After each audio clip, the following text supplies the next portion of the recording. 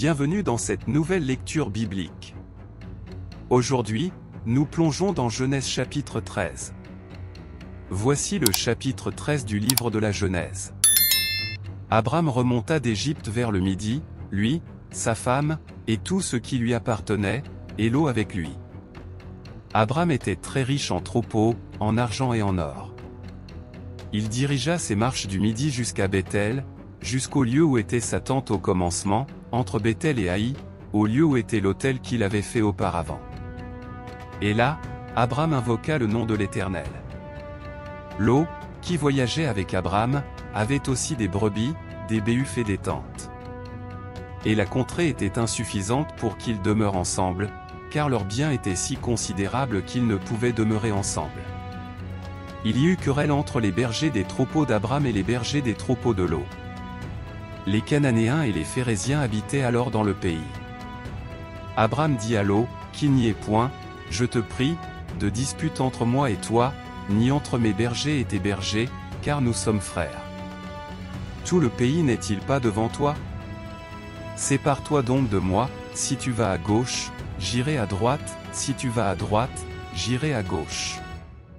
Lot leva les yeux, et vit toute la plaine du Jourdain, qui était entièrement arrosée.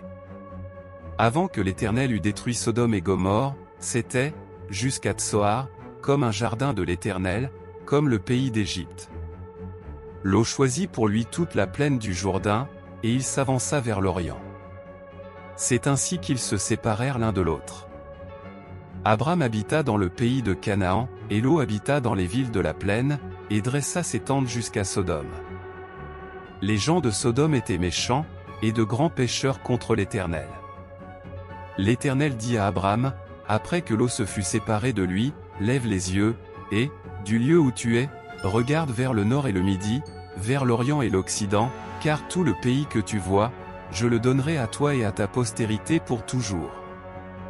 Je rendrai ta postérité comme la poussière de la terre, en sorte que, si quelqu'un peut compter la poussière de la terre, ta postérité aussi sera comptée.